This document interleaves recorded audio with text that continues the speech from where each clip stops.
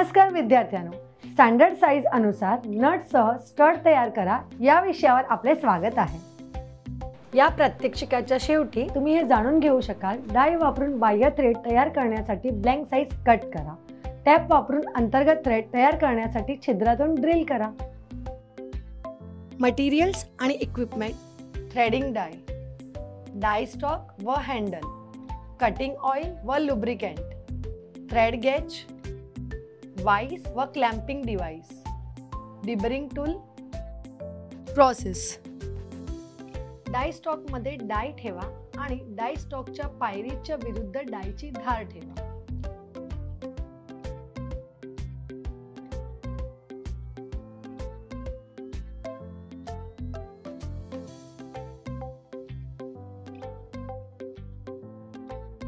डायच्या पुढचा भाग जॉबच्या चेम्फरवर ठेवा। डाय स्टॉकच्या मध्यभागी स्क्रू घट्ट करा, जेणेकरून डाय पूर्णपणे उघडला आहे याची खात्री करा।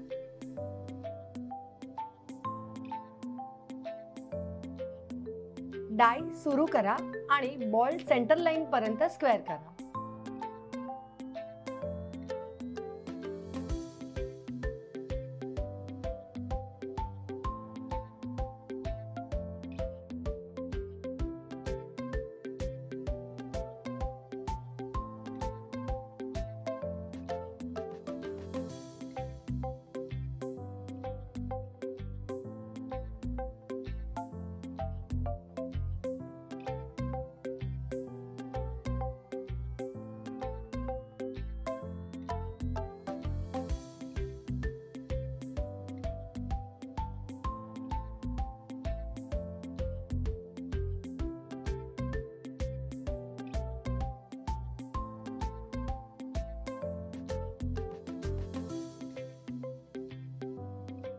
डाय स्टॉकवर समान रीतीने दाब लावा आणि बोल्ट ब्लँकवर डाय पुढे जाण्यासाठी घड्याळाच्या दिशेने वळवा।